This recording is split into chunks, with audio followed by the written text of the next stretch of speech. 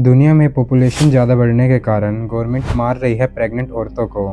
लेकिन उन्हीं प्रेग्नेंट औरतों में से एक औरत होती है जो अपनी जान बचाने की पूरी कोशिश करती है और एक कंटेनर में छुप जाती है। जब यह कंटेनर एक शिप में जा रहा होता है तभी अचानक से एक तूफान आता है और जिस वजह से वह कंटेनर पानी में गिर जाता है। कंटेनर में ज़्यादा कुछ नहीं था तो वह पानी में तैरने लगता है। लेकिन क्या यह प्रेग्नेंट औरत यहाँ से निकल पाएगी? जानने के लिए देखते रहिए फ्लैश टीवी। राम राम सारे अन्य, मेरा नाम है राज। तो आज मैं एक्सप्लेन करूंगा नोवेयर 2023। तो चलिए शुरू करते हैं। स्टोरी की शुरू में हम गाड़ी के अंदर एक रेडियो से न्यूज़ सुनते हैं जिसमें हमें पता चलता है कि गवर्नमेंट के पास ज़्यादा रिसोर्स नहीं है।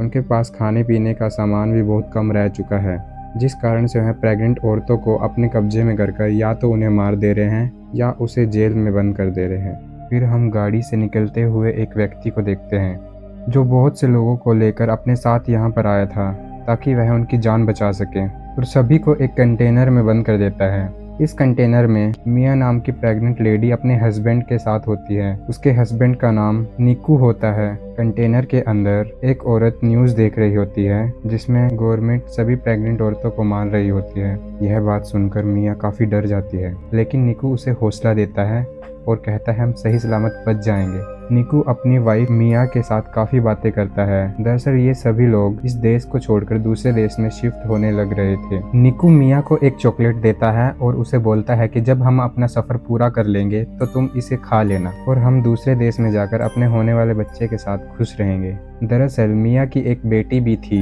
जो कि गवर्नमेंट के हाथों मारी गई। तभी कंटेनर के दरवाजे से शोर आता है, फिर एकदम से दरवाजा खुल जाता है और सभी लोग उस कंटेनर में घुस जाते हैं। उस कंटेनर में कुछ ज्यादा ही बंदे आ जाते हैं, जिसके बाद एक पिस्तौल वाला व्यक्ति उन सभी को कहता है कि आधे लोग दूसरे कंटेनर में आ जाएं। जिस बीच निकू अपनी वाइफ मिया से दूर हो जाता है। मिया कंटेनर के एक सुराख से देखती है कि निकू को एक 107 नंबर के कंटेनर में बंद किया होता है। फिर निकू मिया को कॉल करके कहता है कि तुम घबराना मत, मैं जल्द ही तुम्हारे पास वापस आ जाऊंगा और तुम अपना और अपने बच्चे का ख्याल रखना। और मिया का कंटेनर चलने लगता है। रास्ते में वह जाते हुए देखती है कि पुलिस प्रेग्नेंट औरतों को मार रही है और उन्हें एक पिंजरे में भी बंद कर रही है। कुछ दूरी पे जाने के बाद कंटेनर एक रास्ते में रुक जाता है। दरअसल कुछ पुलिस ऑफिसर इस कंटेनर को रास्ते में रोक लेते हैं। एक ऑफिसर कंटेनर को खोल के उसके अंदर चेक करता है, लेकिन उसे कुछ दिखाई नहीं देता। दरअसल सभी लोग इस कंटेनर के आधे हिस्से में छुप चुके थे। जब वह बाहर से कंटेनर को देखता है तो उसे शक होता है कि इस कंटेनर के अंदर कोई ना कोई तो है। तो वह कंटेनर के सामने जाता है और बोलता है कि जो भी छुपे हैं वह मेरे सामने आ जाए, वरना मैं उन्हें मार दूंगा। काफी देर तक तो वह नहीं आते, लेकिन जब ऑफिसर 3 तक गिनती गिनता है तो एक लेडी उसके सामने आ जाती है, जिसके बाद ऑफिसर उसे हेडशॉट मारता है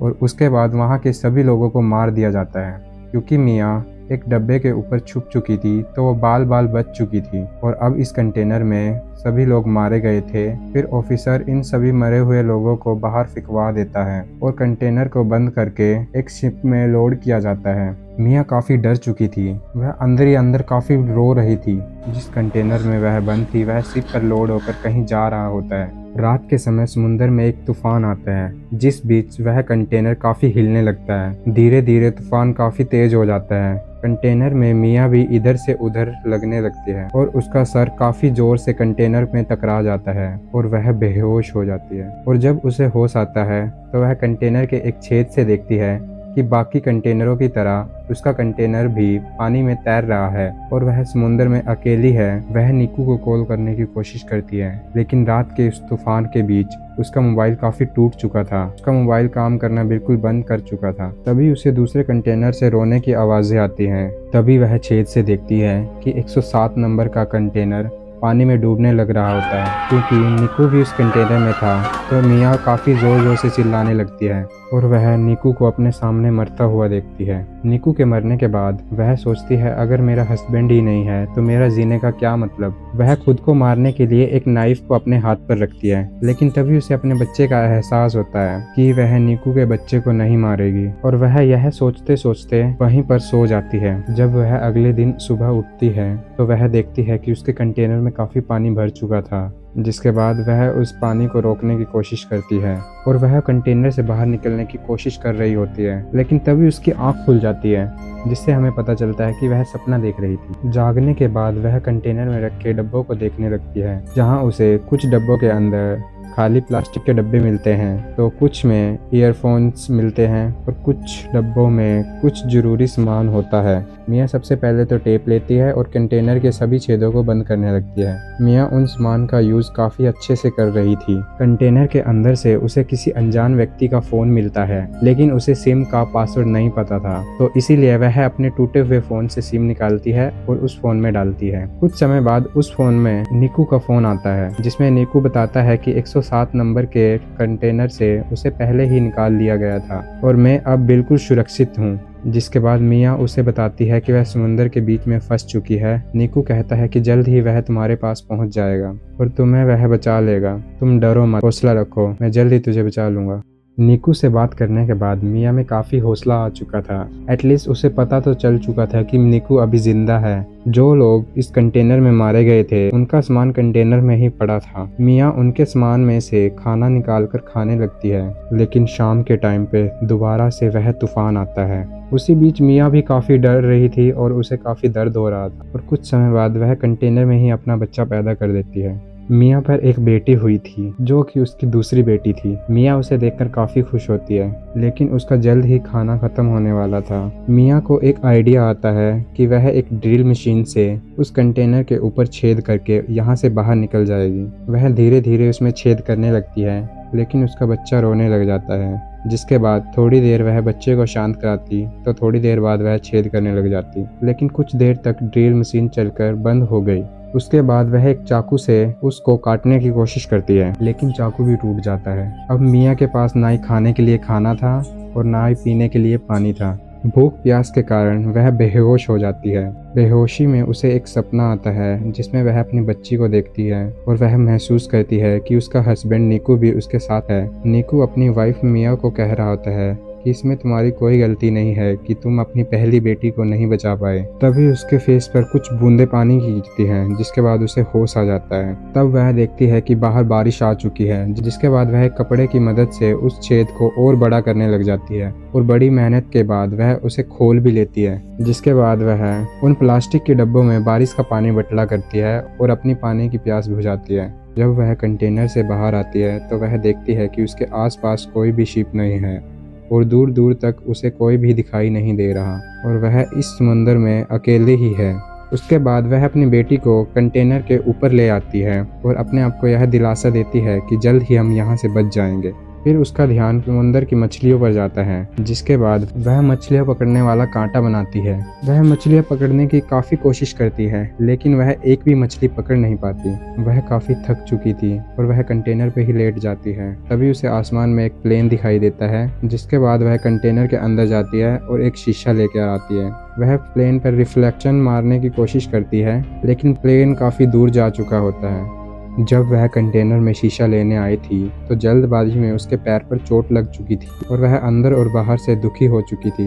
वह अपने जख्मों को सीमती है और उस पर पट्टी बांध लेती है। तब वह बहुत सारे ईयरफोन्स को देखती है। उसे आइडिया आता है क्यों ना मैं इनका एक जाल बना लूं। वह उसका जाल बनाती है और उससे मछलियाँ पकड़ने लगती है और अब की बार वह बहुत सी मछलियों को पकड़ लेती है।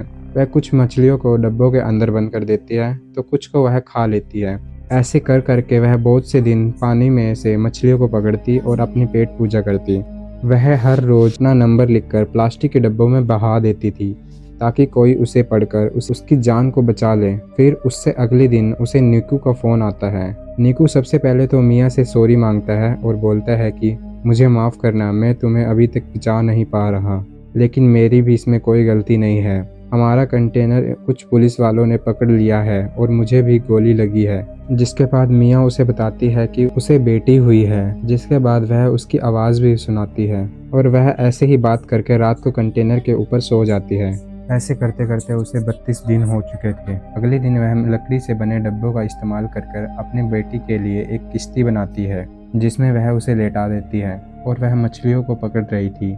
लेकिन तभी वह एक परिंदे को देखती है। ओ परिंदे, तुझे ऊंचाई से डर नहीं लगता क्या? पंख क्या दिखाने के लिए दिए हुए हैं? जिससे वह समझ जाती है कि आसपास कोई ना कोई तो है। फिर हम रात का समय देखते हैं। मियाँ के कंटेनर में अब पानी भरना शुरू हो चुका था। उसकी पहली बेटी की तस्वीरें कंटेनर के अंदर ही रह चुकी थी, तो वह कंटेनर के अंदर जाती है, लेकिन उसका पैर कंटेनर में एक रस्सी में फंस जाता है और कंटेनर भी अब डूब चुका था। मियाँ बहुत कोशिश करने के बाद उस रस्सी से अपना पैर छुड़ा लेती है, लेकिन उसकी बेटी पानी में बह चुकी थी, जिसके बाद वह कंटेनर से बाहर आकर अपनी बेटी को ढूंढने लगती है। मियाँ काफ़ी उदास हो चुकी थी, लेकिन तभी एक व्हेल उसकी बेटी के ऊपर पानी गिर देती है, जिस वजह से वह रोने लग जाती है। मियाँ उसकी रोने की आवाज़ सुनकर उस तक पहुंच जाती है और अपनी बेटी के किश्ती के सहारे लेकर वह रात को सो जाती है। अगले दिन वह अपनी बेटी की किश्ती के डिब्बे से मछली को निकालकर अपने पेट पूजा करती है और उसके बाद अपनी बेटी से कहती है, हमने अपनी तरफ से बहुत कोशिश की और शायद अब हम नहीं जी पाएंगे। मियाँ परिंदों के लिए मछलियाँ फेंकती हैं, जिस कारण से सभी परिंदे उसके आसपास इकट्ठा हो जाते हैं। तभी दूर से एक बोट किश्ती से एक लड़की परिंदों के झुंड को देख लेती है, जिसके बाद वह अपने फादर को बोलती है कि वह अपनी बोट को लेकर उस तरफ चले। जब वह उन परिंदों के पास आते हैं तो उन्हें एक बेटी मिलती है जो कि पानी के ऊपर तैर रही थी। जिसके बाद यह लेडी सोचती है कि कोई कैसे अपनी बच्ची को ऐसे तैरा सकता है, लेकिन तभी उसे बेटी की किश्ती के साथ एक रस्सी बंधी हुई दिखाई देती है। जिसके बाद वह उस रस्सी को खींचने लगते हैं और खींचते खींचते मियाँ को पानी से बाहर निकाल लेते हैं। मियाँ के अंदर पानी घुस चुका था और वह लगभग मर चुकी थी, उसकी सांसें भी बंद हो चुकी थी, लेकिन यह औरत अपनी जी जान से मियाँ को रिवाइव दे देती है। मियाँ को जल्द ही होश आ जाता है और मियाँ अपनी बेटी को गोद में ले लेती है। मियाँ उनका काफ़ी शुक्रिया अदा करती है, एक ऐसी औरत जिसने आज तक ना तो स्विमिंग की थी और ना ही कच्चा खाना खाया था, लेकिन उसने आज अपनी बेटी के लिए इतना सब किया जिससे हम समझ सकते हैं कि माँ से ज़्यादा इस दुनिया में प्यार कोई नहीं कर सकता। वैसे दोस्तों, आप अपनी माँ से कितना प्यार करते हैं? वीडियो को लाइक व कमेंट कर ज़रूर बताना। अगर वीडियो अच्छी लगी हो तो चैनल को सब्सक्राइब भी कर लेना। मिलते हैं आपको नेक्स्ट वीडियो में।